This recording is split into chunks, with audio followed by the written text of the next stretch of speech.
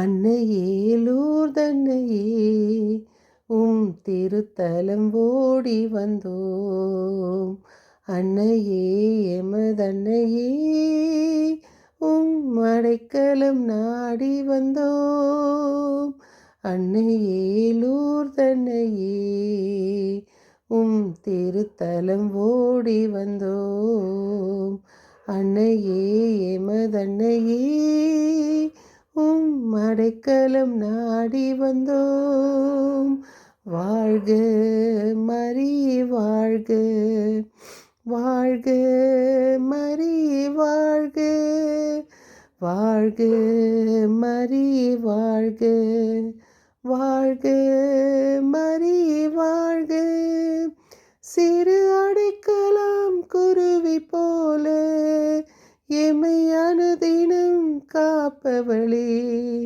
சிறு அடைக்கலம் குருவி போல எம்மை அனுதினம் காப்பவளே.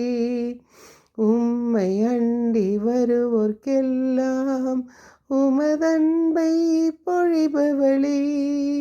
உம்மை அண்டி வருவோர்க்கெல்லாம் உமதன்பை பொழிபவளே. அன்னையே வாழ்க, அமளியே வாழ்க, லூர்து தாயே வாழ்க. அன்னையே வாழ்க, அமளியே வாழ்க, லூர்து தாயே வாழ்க. என் இனிய உறவுகளே, நாம் இன்று 9/2/25 இருக்கின்றோம். நாம் ஆவியானவரின் வழி நடத்துதலிலும் அன்னையின் அன்பிலும் நாம் தொடரும் சங்கீத தொடர்ச்சி 71, 22, 23, 24. இன்றைய முதல் வாசகம் எசையா 6:1-8. இதோ அடியேன் என்னை அனுப்பும் என்கிறார். திருப்பாடல்கள் இன்று முன்னிலையில் தெய்வங்கள் முன்னிலையில் உம்மை புகழ்வேன். இன்றைய இரண்டாம் வாசகம் 1 கொரிந்தியர் 15:1-11. திருத்தூதர்கள் போதித்ததையே நாங்கள் பறைசாற்றுகின்றோம், நீங்களும் நம்புகிறீர்கள். இன்றைய தூய நற்செய்தி வாசகம் லூகாஸ் 5:1-11. அனைத்தையும் விட்டுவிட்டு சீடர்கள் இயேசுவை பின்பற்றினார்கள். இயேசுவின் பேச்சை கேட்க வேண்டும். ஆழத்தில் போடு என்றார். போடணும். பேதுரு, இயேசுவே, எங்கள் சொந்த முயற்சி வீண் ஆயினும் உமது சொற்படியே வலைகளை போடுகிறேன் என்றார். பெருந்திரளான மீன்களை பிடித்தார்கள். வலைகள் கிழிய தொடங்கின. இதுதான் ஆசீர்வாதம். இயேசு பேதுருவை பார்த்து, அஞ்சாதே, இன்று முதல் நீ மனிதரை பிடிப்பவன் ஆவாய் என்று சொன்னார். அவர்கள் படகை கரையில் விட்டுவிட்டு அவரை பின்பற்றினார்கள். அன்று ஆபிரகாம் தன் குடும்பத்தை இழந்தார், தன் சொத்துக்களை இழந்தார், தன் மகனையும் இழக்க தயாரானார். அதேபோல் அந்த இறைவனின் அழைத்தலுக்கு தாவீது அந்த 5 வயதில் இயேசுவை அந்த 5 வயதில் அழைத்தலை ஏற்றுக்கொண்டார். இதேபோல் ஒவ்வொருவருடைய அழைத்தலுக்கும் ஒவ்வொரு பின்னணி இருக்கிறது. மோசே அழைத்தலை ஏற்றுக்கொள்ளும்போது, ஆண்டவரே, நான் எப்படி என்னால் பேச முடியாது என்றார்.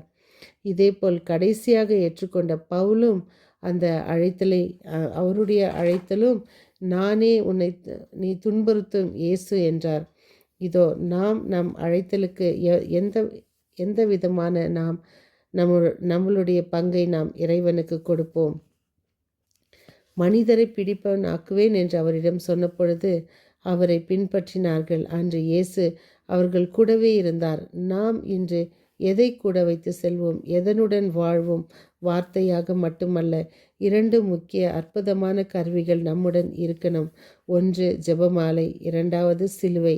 சில கத்தோலிக்கர்கள் மற்றவர்கள் பேச்சை கேட்டு இந்த சிலுவையை கிறிஸ்தவர்கள் வீட்டில் வைப்பதில்லை. சிலுவை என்பது யூதர்களுக்கு தடைக்கல், கிரேக்கருக்கு இது மடமை. ஆனால் மீட்பு பெறும் நமக்கோ வல்லமை மிக்கது. இதுதான் வல்லமை. இது பைபிளில் இருக்கிறது. யாராவது உங்களிடம் சிலுவை வைக்காதே என்றால் இந்த பைபிளில் உள்ள வசனத்தை எடுத்து காட்டுங்கள்.